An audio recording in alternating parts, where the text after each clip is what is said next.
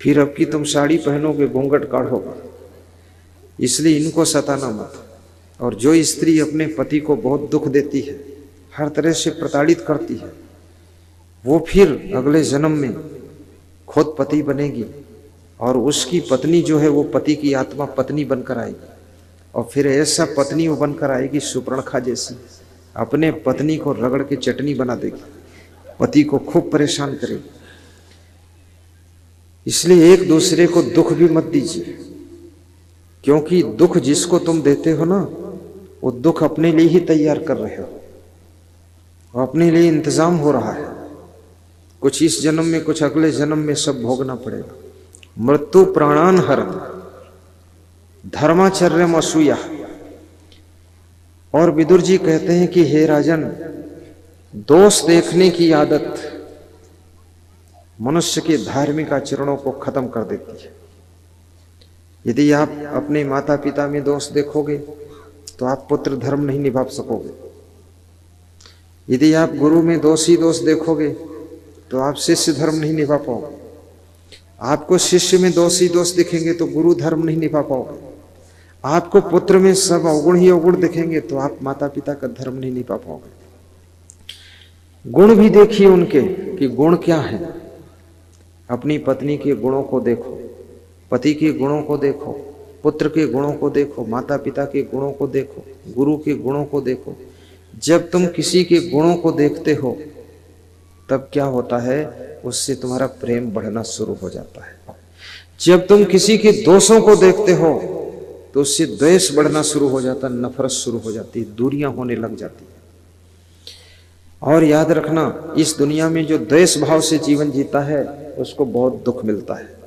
जो प्रेम भाव से जिंदगी जीता है वो सुख के सागर में गोता लगाता रहता है। और हर व्यक्ति में कोई ना कोई दोष भी होता है और कोई ना कोई गुण भी होता है। अगर गुणों पर नजर रखोगे तो तुम प्रसन्नता से भरते चले जाओगे, और दोषों पर नजर रखोगे तो तुम क्रोध से भरते चले जाओगे। इसलिए गुणों को भी देखिए। आपकी पत्नी अगर सुबह सुबह जागती नहीं है, देर तक सोती है, ये उसका अवगुण है।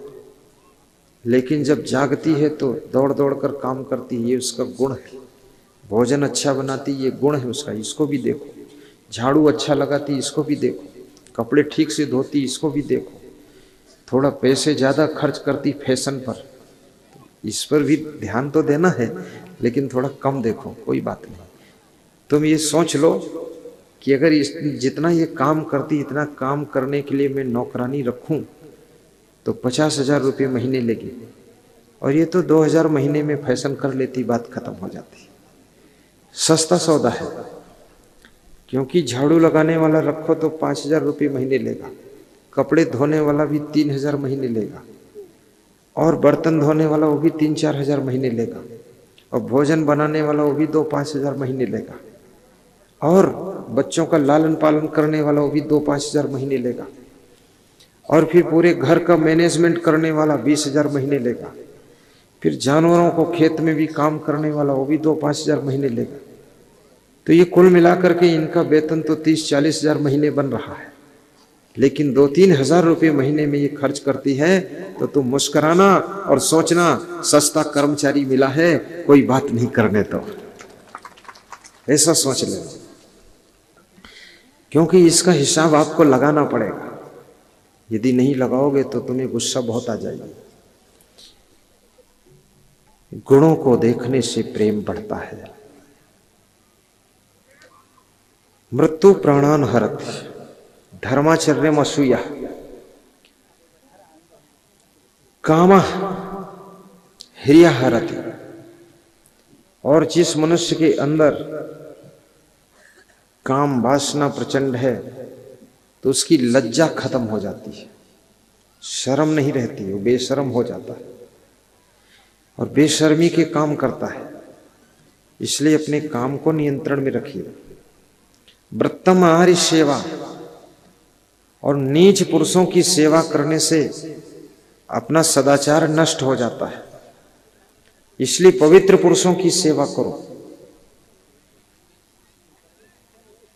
महान पुरुषों की सेवा करो, क्योंकि सेवा का भी परिणाम अलग अलग होता है। यदि तुम वेश्या की सेवा करोगे तो तुम्हें विषय विलास कराएगी, संत की सेवा करोगे साधना कराएगा, गुरु की सेवा करोगे तो ज्ञान देगा, आपका कल्याण कर देगा, आशीर्वाद देगा। माता पिता की सेवा करोगे वो भी आशीर्वाद आपको देंगे। गधी की सेवा करोगे 4 लात मारेगी, गाय की सेवा करोगे दूध की बाल्टी भर देगी, कुत्ते की सेवा करोगे लेटरिन खाकर आएगा तुम्हारा मुंह चाट लेगा, उसमें मुंह में मुंह लगा देगा, और नाराज हो जाएगा तो टांग में काट लेगा। इसलिए रहीम दास ने कहा कि कुत्ते से दोस्ती करने में भी खतरा है, बैर करने में भी खतरा है।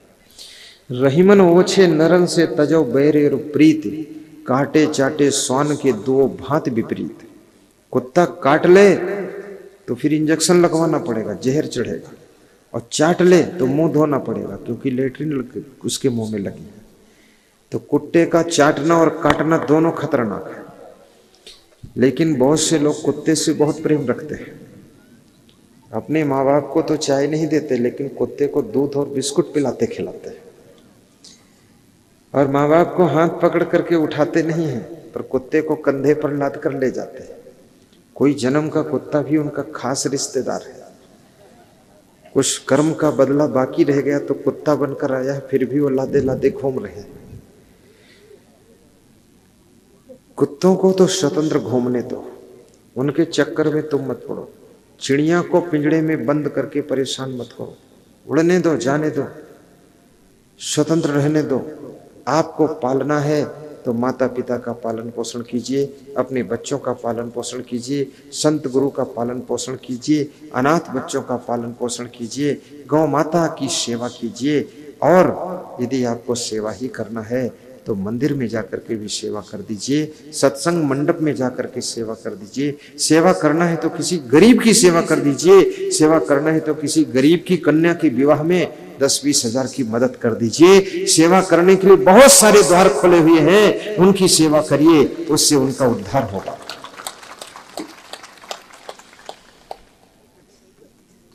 साहेब बंदगी, साहेब बंदगी। लोभा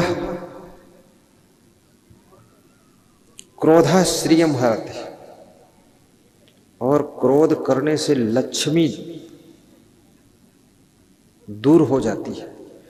जो ज्यादा गुस्सा करते ना, उनके घर में लक्ष्मी रूठ कर चली जाती है। इसलिए जो लोग लक्ष्मी को बुलाना चाहते हैं, मैं आपसे निवेदन करूंगा, लक्ष्मी को जो लोग बुलाना चाहते हैं सीधे बैठ जाएं। क्रोधा श्रियम हरति, क्रोध करने से लक्ष्मी घर छोड़कर चली जाती है। गम खाने वालों के घर में लक्ष्मी का निवास रहता है। सहनशीलता रखना, सर्वमेवाभिमाना, और अभिमान करने से मनुष्य का सब कुछ नष्ट हो जाता है। इसलिए नम्रता रखना, पति पत्नी विनम्र बनकर रहना। भगवान कृष्ण सुदामा के चरण पखारने में संकोच नहीं करते। चरण सेवा भी कर लेना, और छोटे छोटे कामों को करने में भी संकोच न करना। बड़ा सा बड़ा अभिमान छोटी सी छोटी सेवा से नष्ट हो जाता है। हमारे आश्रम पर एक सरदार जी आए, नेपाल बॉर्डर, महेंद्र सिंह भंगू नाम था, अभी भी हैं। उन्होंने बताया मेरे पास में 1400 एकड़ का फार्म है। 1400 एकड़, लगभग 2500 बीघे का फार्म। उन्होंने बताया मैं जब गुरुद्वारा में जाता हूँ तो वहाँ बर्तन मांजने की सेवा करता हूँ। और सिख समाज के भाइयों बहनों से कह देता हूँ, गुरुद्वारा में बातें मत करो, सेवा करो, झाड़ू लगाओ, बिछौना बिछाओ, प्रसाद बांटो, बर्तन धो, भोजन खिलाओ सबको। बात करना है अपने घर में बात कर लेना, पर यहाँ चुपचाप सेवा करो। मैं जब बर्तन मांजने की सेवा करता हूँ, हमारा पूरा सिख समाज सेवा में लग जाता है। और सेवा करने वाला समाज कभी भीख नहीं मांगता है। आपने नहीं देखा होगा कि कोई सिख पंजाबी भीख मांगता। तुम्हें सबसे ज्यादा भीख मांगते ही मुसलमान मिलेंगे, नंबर 2 पर हिंदू लोग भीख मांगते मिलेंगे, क्योंकि इनमें सेवा की भावना कम रहती है। सेवा हमें संपन्न कर देती है, सेवा दरिद्र को दूर कर देती है, और सेवा लक्ष्मी को बुला लेती है, सेवा अहंकार को भी दूर करती है। छोटी सेवा कोई होती नहीं है, सेवा तो सेवा है, उसमें ना कोई छोटी है ना बड़ी है। जो सेवा मिल जाए संयोग बस उसको कर लो। अपरिचित लोगों की भी सेवा कर दो, परिचितों की भी सेवा कर दो। अपने पास में जो सामर्थ्य हो, शरीर में क्षमता हो, तो शरीर से सेवा करो।